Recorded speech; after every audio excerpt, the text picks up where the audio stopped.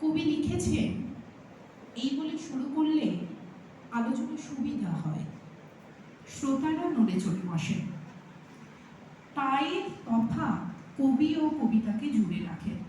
একটা ছোট্ট তার, সেটাই কবি আর কবিতাকে জুড়ে রাখে। ব্যক্তিগতভাবে মনে হয় এই তাইয়ের কদর যত করা হবে ততই ভুক্ত হবে শব্দ রাশি। মিনতি গোস্বামী জাতিস্বর কবিতায় বলছেন, কে পোড়ায় মানুষকে, কে পোড়ায় মানুষের ঘর, প্রতিটি মানুষই জাতিস্বর। স্মৃতির ভিতর প্রজ্বলিত শিখা যা মানুষকে থমকে দেয়, চলার পথ কখনো করে মসৃণ, কখনো কণ্টাকীর্ণ, তাতেই তো জাতিস্বর হয় মানুষ। প্রেমে বিশ্বাসী কবি মিনতি গোস্বামী তাই বলেন, বিরোহিণী রাধাই হোক বা চণ্ডীদাসের রানী, যুগে যুগে প্রেমিকার বাহ্যিক রূপ বদলায়, চরিত্র বদলায়, কিন্তু সে প্রেমে পড়ে। প্রেমে পড়া একই রকম, সে প্রেমে ভাসে, ভাষায় সে ভেসে চলে, নিজেকে উজাড় করে চিরস্থায়ী হয়। এই কবিতা রবি ঠাকুরের অনন্ত প্রেম কবিতাটির কথা মনে করিয়ে দেয়। মনে হয় মিনতি গোস্বামীর জাতিস্বর কোথাও যেন আমরা দুজন ভাসিয়া এসেছি যুগল প্রেমের স্রোতে, অনাদিকালের হৃদয় উৎস হতে, এই চিরদিনের পঙ্ক্তির ছায়ায় সুশীতল। কবি মিনতি গোস্বামী তাঁর সাক্ষাৎকারে বলেছেন, তিনি মহিলাদের একাকিত্ব নিয়ে ভেবেছেন। একাকিত্ব শব্দের তো লিঙ্গভেদ হয় না, তাহলে আসলে সমাজ নারীর অবস্থান স্পষ্ট করে দিতে চেয়েছে, সবসময় চেয়েছে তার খোলা জানালার বাইরে একটা কালো পর্দা টাঙিয়ে দিতে। কবি মিনতি গোস্বামী চেয়েছেন একাকিত্বের পর্দা ছিঁড়ে ঝকঝকে সূর্য উঠুক, পাপ পুণ্যের বেড়াজাল ছিঁড়ে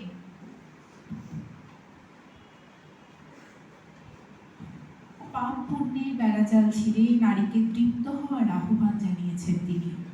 নারী মানে কবিতায় তাই তো তিনি লেখেন, তবুও নারী যেন পূত পবিত্র গঙ্গা, ডাই ডাই পাপ বুকে সে প্রবাহ মানা, উষর মরুর বুকে তৃষ্ণার জল, কান পেতে শোনো তার স্তন কোলাহল। পাঠক হিসেবে কবিতাটি পড়তে পড়তে কোনো কোনো শব্দকে বাহুল্য মনে হলেও উপরেউক্ত শেষ চারটে লাইন কবিতার ভাবটিকে উজ্জ্বল করে দেয়। এবার একটু স্রোত পরিবর্তন করা যাক। কবির সরাসরি রাজনৈতিক দল করা উচিত না উচিত নয়, এই নিয়ে ইদানিং বিতর্কের সীমা নেই। ব্যক্তিগতভাবে মনে হয় সত্য বা ট্রুথই কবিতার রাজনৈতিক পরিচয় হওয়া উচিত।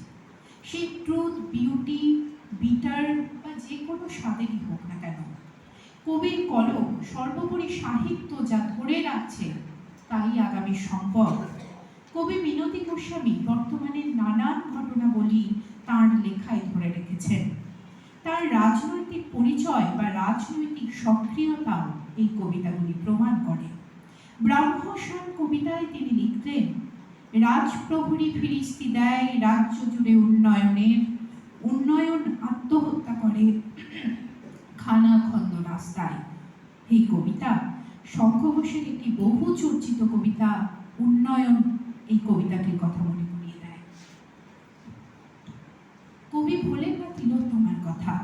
রাতের গভীরে কর্মক্ষেত্রের নৃশংস ঘটনার শিকার হওয়া তিলোত্তমার কথা তার কবিতায় ফিরে ফিরে আসে। বিরলতম নয় কবিতায় দেশের বিচার ব্যবস্থার প্রতি তার ক্ষোভ ফুটে উঠেছে। নারীদের জন্য তার লড়াকু ভাবটিও স্পষ্ট এখানে। কবি লেখেন, যার কোলে জন্মেছে মেয়ে সেই শুধু হাহাকার করবে সারা জীবন।